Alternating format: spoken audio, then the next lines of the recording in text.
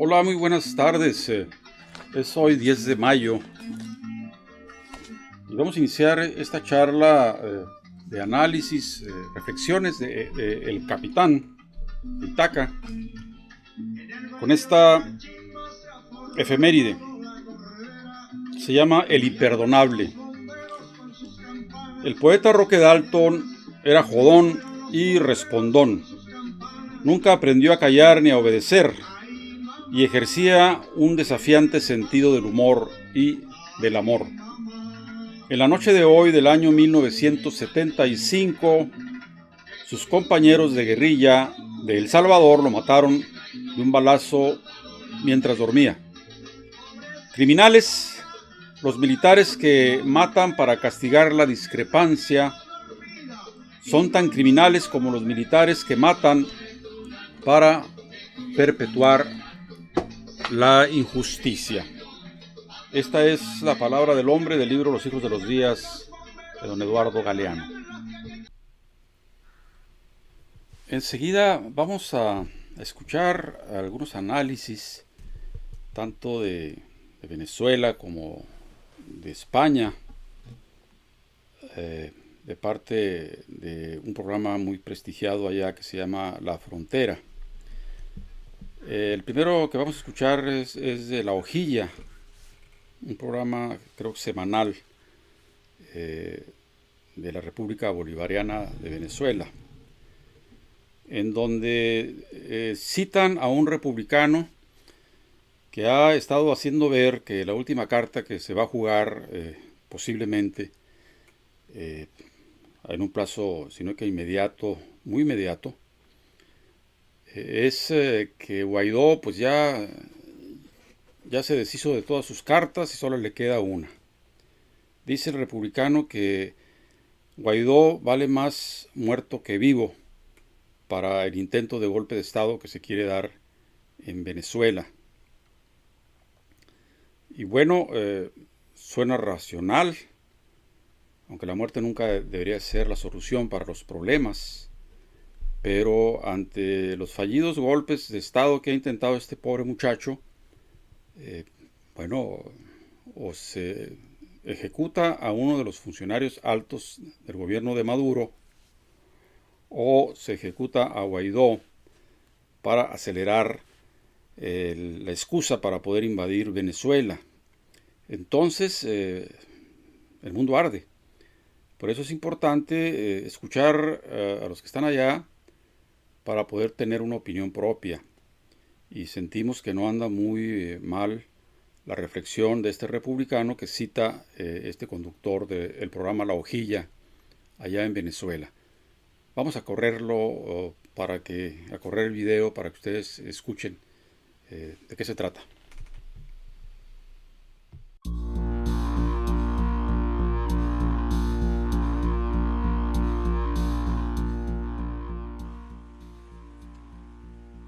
Dice por acá, director del Instituto Ron Paul, Guaidó ahora vale más muerto que vivo para la CIA y para la oposición. Alerta. Esto es del director del Instituto Ron Paul. El opositor venezolano es por ahora una especie de figura desdichada.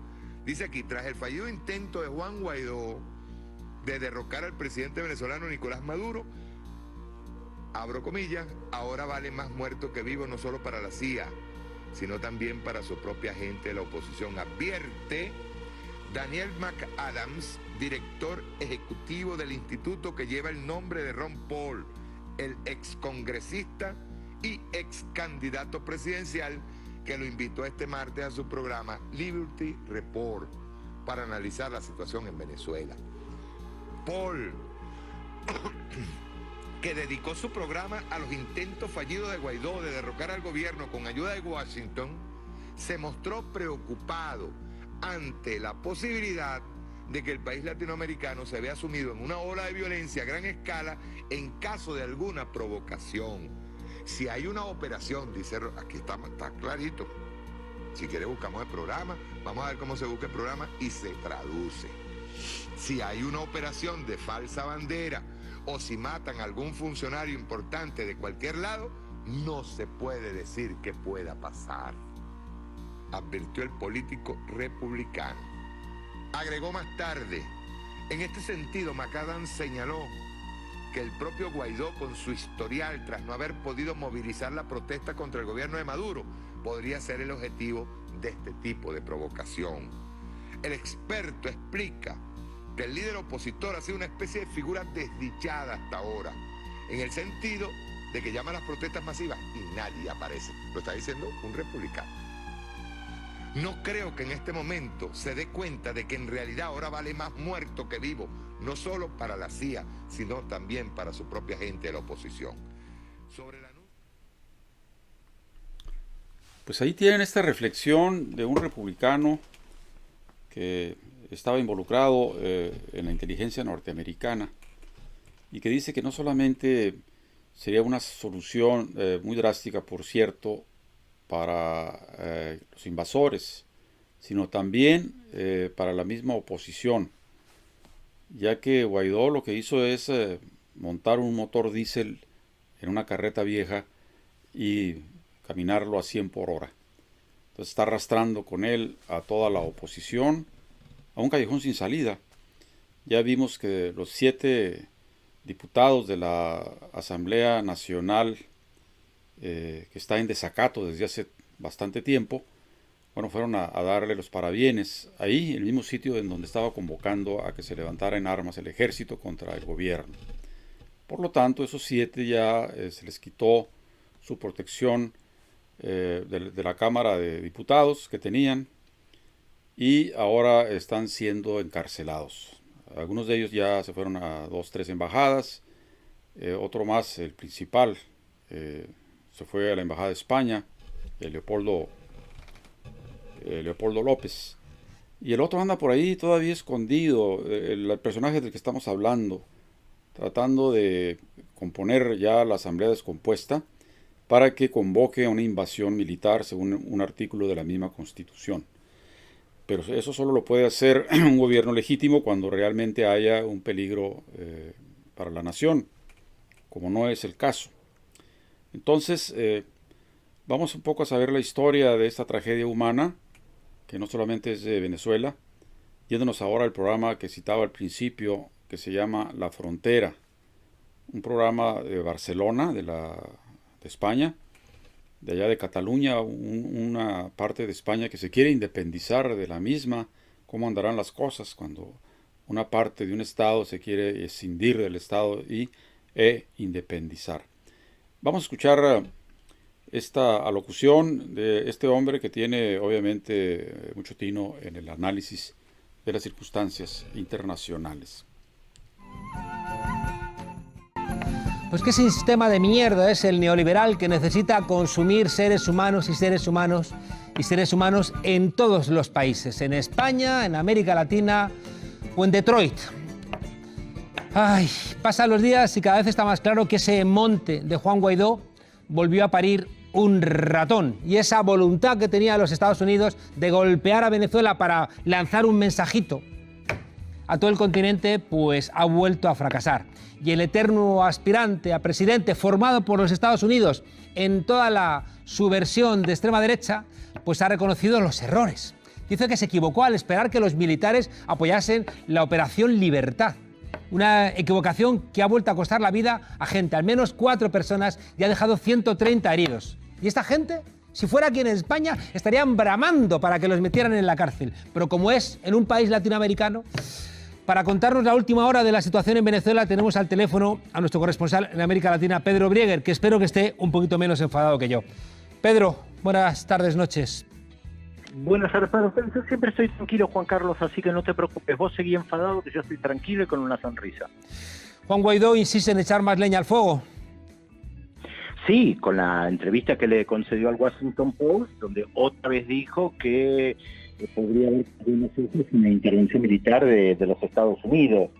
Y me parece que hay un elemento que la oposición en Venezuela no contempla respecto de la historia. No digo la oposición, los sectores que hoy aparecen más que nada en la oposición, que no son todos, y es que no contemplan lo que para la memoria colectiva latinoamericana implica una intervención de los Estados Unidos.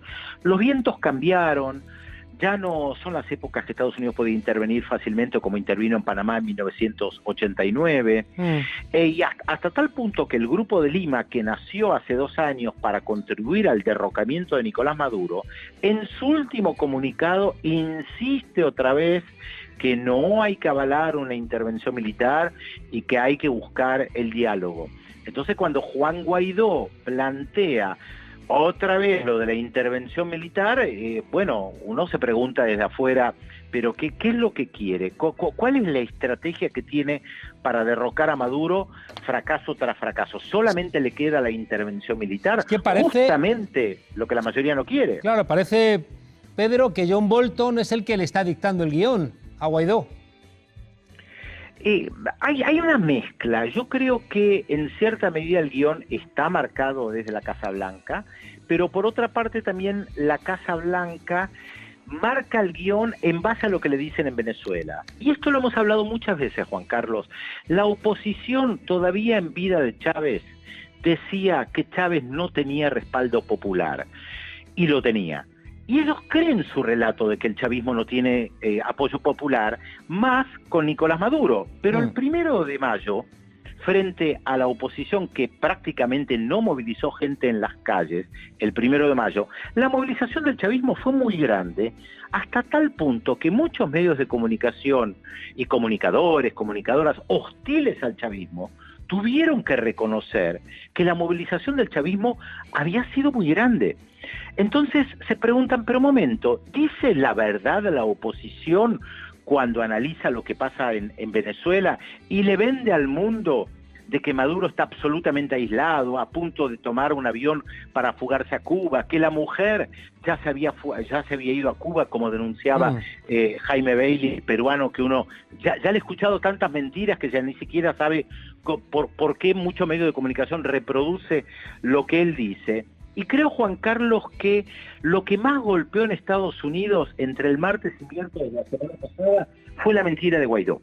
Cuando él dijo, estamos en la base militar, y no estaba dentro de la base militar. Creo que eso golpeó mucho en Estados Unidos porque le quitó credibilidad. Para triunfar necesitas decir la verdad. Me ha insultado mucho, Pedro, ver cómo todos los medios de comunicación sostenían esa mentira. Y a todos han repetido en España, todas las principales cadenas repitiendo la mentira de que ya había caído la base militar de la Carlota, que era, como tú dices, una patraña. Nos dejan ver en este último comentario que el Departamento de Estado está siendo mal informado de parte de la oposición en Venezuela. Yo no creo eso. Yo creo que tienen suficientes espías, inteligencia artificial, conectes para saber exactamente cuáles son las proporciones que tienen que vencer. Recuerdo cuando la invasión a Bahía de Cochinos en Cuba, bueno, hicieron un poco lo mismo que lo que pueden llegar a hacer ahora en Venezuela. Lanzaron algunos miles de milicianos, exiliados cubanos de Miami y otros más, para ver qué pasaba si, llegando a una cabeza de playa en Cuba, el pueblo no los iba a repudiar, sino iba a incorporarse, ya que acababan de llegar unos revolucionarios radicales, barbudos, bajados de la Sierra Maestra, y que por lo tanto eso sería prueba para una invasión superior. Y bueno, resultó todo lo contrario. Ante la invasión de Bahía de Cochinos, de Playa Girón, hubo una respuesta contundente del pueblo y de los ejércitos recién inaugurados en Cuba. Kennedy le preguntó a uno de sus asesores, que entonces eran más inteligentes que los que hoy tiene Trump, que si el pueblo apoyaba a Fidel poquito antes de lanzar la invasión. Y el hombre le dijo, no, Fidel está loco, no te pregunté si está loco, le dijo Kennedy, te pregunté si el pueblo lo apoya. Bueno, sí lo apoya. Entonces, ¿cómo puede vencer a todo un pueblo en pie de lucha? Pero luego le contó además el asesor, mira, ya derrotaron esa invasión, pero si te avientas con todo, corres el peligro de que haya un efecto dominó en toda América Latina, porque las circunstancias no están, el horno no está para bollos. Y es lo mismo que puede pasar en Venezuela ahora mismo, ¿no? Si hay un ataque frontal contra el territorio venezolano, bueno, se puede hacer, obviamente, nomás que se tienen que atener a las consecuencias. Una protesta universal y un calentamiento de la política en todos y cada uno de los países nuestroamericanos. Entonces, hasta donde estamos viendo ahora, Trump no quiere entrarle a eso. Quiere más bien doblegarlos a la hora de levantarles la cazuela y que no haya comida y que no haya medicina. Sin embargo, pues debe tomar en cuenta que hay dos potencias mundiales mínimo apoyando a Venezuela, como es China y como es Rusia. Entonces, no va a ser tan fácil el asunto. Pues lo que tienen que cambiar, como ya lo están haciendo, es de moneda y tener otro sistema financiero con el otro lado del mundo y allá comprar los insumos para ellos mismos fabricar sus medicinas y también para industrializar la producción de alimentos y seguir campantes como hasta ahora Cuba, después de 60 años de un bloqueo férreo económico que no los ha hecho que se rindan y que se doblen. En fin, ahí estamos y escuchamos la última reflexión. Pregunta el periodista, ¿por qué sigue Guaidó en la calle? Y aquí la respuesta. Que le tiene miedo. ¿Por qué Guaidó sigue en la calle? Porque hay una debilidad por parte del gobierno de Nicolás Maduro, está claro. Desde el 2015 que perdieron la mayoría en la Asamblea Nacional, no han logrado torcer el rumbo. Hay un sector de la oposición muy poderoso y es esta debilidad, a mi juicio, lo que impide que lo pongan preso, como pasaría en otro país si aparece alguien que se autoproclama presidente o alguien que deja la prisión domiciliaria. Es un signo de debilidad, pero esa debilidad no implica que caiga, no es lo mismo. Ya, el ministro de Relaciones Exteriores ruso, Sergei Lavrov, ha pedido que no se derroque militarmente a Maduro, ha pedido a Washington que abandone sus planes irresponsables. Y Lavrov y Pompeo se están reuniendo en Finlandia. ¿Qué esperamos de esta reunión? No tengo la respuesta, pero me parece que claramente Rusia le ha dicho a Estados Unidos, esto que vos decías, que no van a avalar una intervención militar. Hay una cuestión geopolítica que va mucho más allá de Venezuela, que hace también que Estados Unidos permanentemente amenace a los países de América Latina por la presencia china y que hace que China siga apoyando a Venezuela. Vuelve ese tablero mundial a jugarse con fichas posicionadas en diferentes lugares. Y a mi juicio en Rusia entienden que un debilitamiento del gobierno de Maduro o la caída del gobierno de Maduro también es un debilitamiento para ellos en este escenario internacional. Pedro, muchísimas gracias.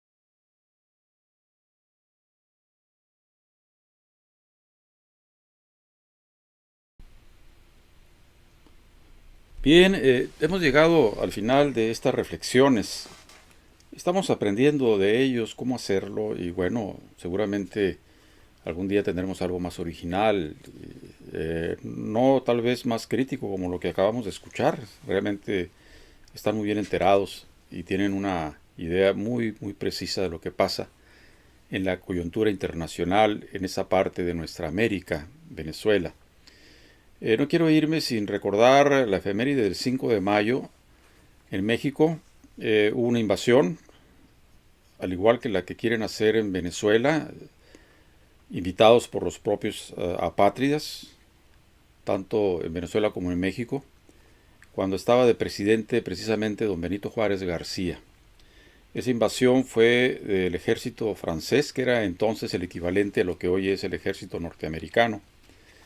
Y los cangrejos, la conserva, la derecha de aquella época, bueno, fue a pedir que una corona europea viniera a gobernar a este pueblo de desarrapados, de indios pata rajada.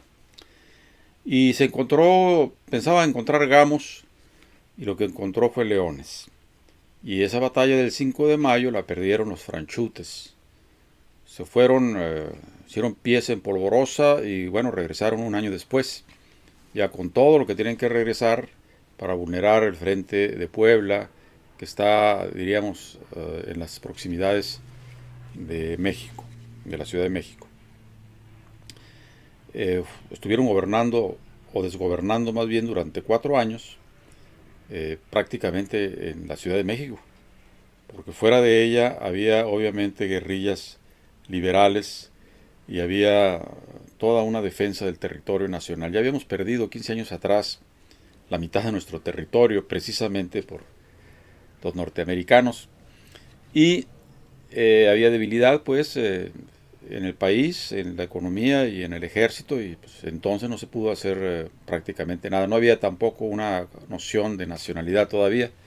Ahora, en esta otra batalla, el 5 de mayo, se afianzó la nacionalidad y el amor al territorio y a la patria. Por eso tuvieron que irse los europeos. Entonces, hay que ver la historia para que no se vuelva a repetir. Y bastante sólido. Y hay además, como ya decíamos anteriormente, gran parte del mundo apoyando ese proceso de cambio, de separarse de un liberalismo rapaz que pone a todo el mundo en predicamento y que ha sembrado de cruces por millones ahora en el otro lado del mundo, y quieren traer la guerra a Sudamérica.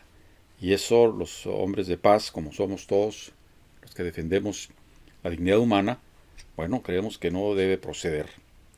Así que lo dejamos ahora sí, estaremos pendientes de la coyuntura venezolana, que es lo más álgido que hay ahorita en este lado del hemisferio. No decimos adiós, sino hasta siempre. Que viva la cuarta.